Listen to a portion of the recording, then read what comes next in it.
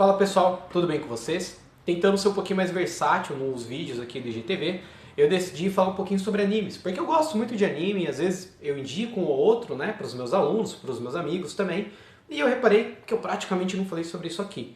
Então eu decidi primeiro separar em dois vídeos, uma listinha com os 10 animes que para mim foram os mais importantes, assim que para mim, como eu falei, né, foram os que mais me emocionaram às vezes, foi o que eu mais gostei de história, foi um que foi importante na minha vida assim, para começar a gostar dessas coisas, para começar a trabalhar com desenho, então eu vou fazer dessa maneira.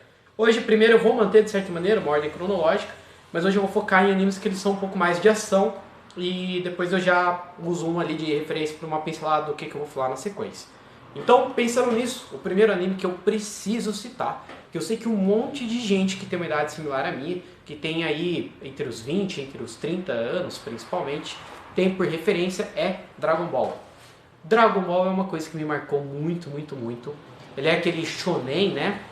Bem classicão, para quem não sabe, shonen é esse estilo que é mais voltado para meninos, né, principalmente, para o público mais jovem masculino, tem essa coisa da superação, de porradaria, mas pega uma galera mais velha também. Então tem One Piece, tem Naruto, tem Dragon Ball, tem Cavaleiros do Zodíaco, uma série de outros. Mas eu assistia muito Dragon Ball na TV aberta, assisti na SBT, assisti na Globo, assisti na Band, eu sei que eu era apaixonado, gostava muito.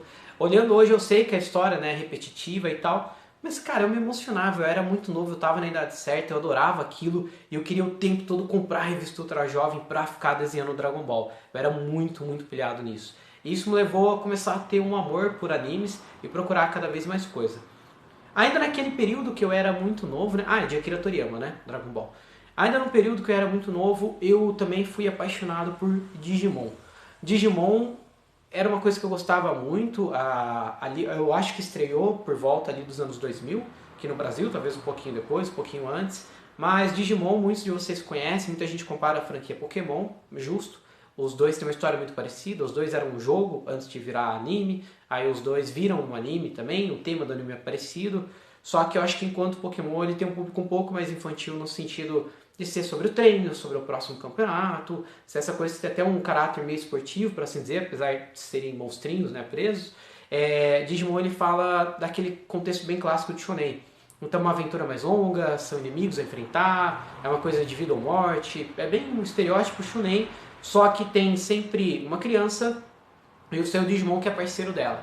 Eu gosto muito da história, acho que ela tem a pitada certa de aventura, de comédia, também das coisas mais dramáticas. Tanto é que até hoje, se for para escolher entre Dragon Ball e Digimon, Dragon Ball eu gosto de deixar naquele carinho que eu tenho no coração, aquela coisa da infância, mas eu evito até reassistir, porque hoje eu não tenho muita paciência, sendo bem honesto, mesmo para os episódios mais recentes. Mas Digimon eu ainda gosto, eu acho bem legal. Vi depois o Digimon Adventure 3, que saiu acho que ano passado, ano retrasado, onde eles estão muito mais velhos, onde os lemas ficam um pouco mais interessantes, se aprofundam mais, eles não querem lutar na cidade, porque podem ferir pessoas. Então passa a ter uns questionamentos divertidos, assim, diferentes para a faixa etária que eles têm, e vai sair uma continuação também, parece que no ano que vem, encerrando essa história.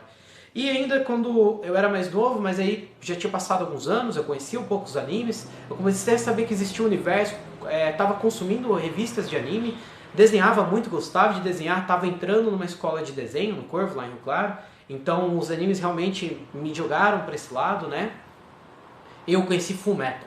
Fullmetal Alchemist passava na Rede TV primeiro, assistia aberto, acho que em torno de 2006, 2007, e cara, foi assim amor à primeira vista. Eu lembro que eu peguei no episódio onde eu peguei só o encerramento, e o encerramento do episódio eram esses dois irmãos, o menorzinho, o outro um pouco mais alto, até então não sabia nada, né, do anime, um numa grande armadura assim de ferro e o outro com próteses mecânicas, e eles estão tacando fogo na casa deles, estão se despedindo, tocando uma música no violino e eles falando. Eu olhei aquilo e eu fiquei, cara, eu quero saber mais sobre isso, sabe? Eu comprei a história, a trajetória deles dois. E eu acho que o Fullmetal até hoje, ele é com certeza, dessa lista ele tá lá no topo ainda. Eu tô fazendo, como eu falei, em ordem cronológica, né? Não tô listando um dos que eu mais gosto. Mas se fosse para listar, ele com certeza é um dos que eu mais gosto até hoje. Tem referências a grandes guerras, tem referência a uma série de questionamentos da medicina também, ao massacre de um outro povo, né? Por questões de xenofobia. Então tem muita coisa ali em Fullmetal que eu acho que faz dele uma obra bem interessante. E para os curiosos tem na Netflix tanto o primeiro, Fullmetal Alchemist, quanto o segundo, Fullmetal Alchemist Brotherhood, que na verdade eles não são continuação. O primeiro, até um certo ponto, ele acompanha a história do mangá, depois ele modifica, porque ele ia ultrapassar o mangá, e a autora não queria fazer episódios fillers, né, aqueles que prolongam a história, mas que não ajudam a contar essa história muitas vezes. E tem o Fullmetal Alchemist Brotherhood, que ele acompanha todo o mangá e tem uns 60 e poucos episódios. Na mesma época eu conheci Hunter x Hunter, ou Hunter vs Hunter para muitos de vocês. É do mesmo autor de Yu Yu Hakusho, me desculpem, esqueci o nome agora. Eu esqueci de anotar o nome dos autores, e tem vários que eu não me lembro mais, eu pesquisava muito, mas aí eu fui mudando, fui tendo outros interesses, né? Até hoje em dia não assisto tanto animes, mas enfim, vamos falar de Hunter x Hunter. Ele lembra muito, inclusive, aquele formato do Yu Yu Hakusho, é um grupo de 4 amigos, os amigos são bem diferentes entre eles, mas tem aquele que é mais simpático, tem aquele que tem um ar mais imortal, que você tem medo dele, tem outro que tem uma linha um pouco mais mística, ou você fica mais curioso a respeito dele, e tem aquele que é um pouco mais bobo, mais alto, que é um pouco mais humano até. Eles dois mantêm mais ou menos essa ideia, mas eu acho que Hunter x Hunter ele é um shonen que ele conseguiu dar um passo além, ele conseguiu modificar muita coisa que é óbvia dos shonens. Então, por exemplo, numa das sagas mais importantes, das Quimeras Ants, das Formigas Quimeras, não vou dar spoiler, não vou explicar como, mas tem um personagem que ao invés dele ser um vilão clássico, ele tem um desenvolvimento, ele passa por questionamentos, toda a trajetória dele é tão profunda quanto dos protagonistas, se não mais. Eu diria até que é muito sobre ele a temporada. Isso é uma coisa que não costuma acontecer nesse tipo de anime, de mangá. Então, Hunter x Hunter, de novo, para quem tiver curiosidade, tem na Netflix, e a segunda versão é feita pela Madhouse, o mesmo estúdio de Death Note. Então, talvez vocês fiquem até curiosos. Mas ele é um pouco mais alegre, né? Tem aquela coisa bem do shonen mesmo.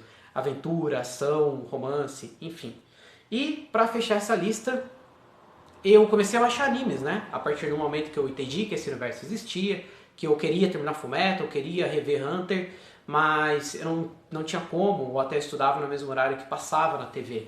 Aí eu comecei a fazer o download, comecei a baixar Naruto e comecei a procurar animes que tivessem a ver com o meu gosto.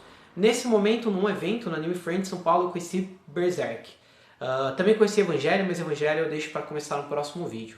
Berserk, ele tem também um caráter de ação, mas a gente está falando de um anime que eu acho que a classificação deve ser Seinen, que são animes e mangás para o público adulto, eles são mais densos, mais pesados, muitas vezes acontece num universo de Dark Fantasy, que é aquela fantasia medieval muito pesada, com demônios, com um lado mais gore, com aquela coisa que é um mundo cruel, que é um mundo muito seco, né, muito duro. E Berserk é a trajetória do Guts, que no anime, no mangá, essa trajetória é um pouco diferente, porque o anime ele parte cronologicamente do início da história, e o mangá ele começa um pouco avançado, depois ele volta e conta a história do Guts, e a relação dele com várias coisas que aconteceram no período chamado Era de Bronze, do anime e do mangá. Aliás, Era de Ouro. E na Era de Ouro, o Guts ele conhece o bando do Falcão. E esse bando é um bando de mercenários que trabalha, né, fornece o serviço deles nesse mundo medieval. E ele fica muito amigo do líder. Primeiro eles têm uma desavença, o Griffith, depois eles ficam muito amigos.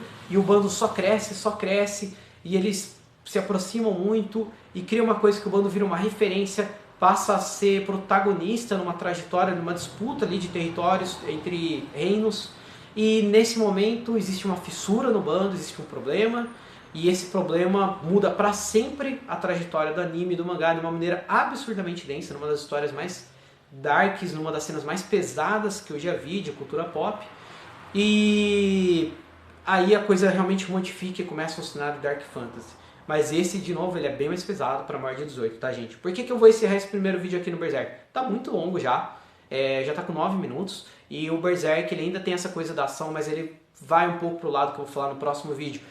Animes que pegam um público um pouco mais adulto e começam a questionar mais a nossa sociedade ou a espécie humana em si. Então, é isso aí, nos vemos no próximo. Até mais!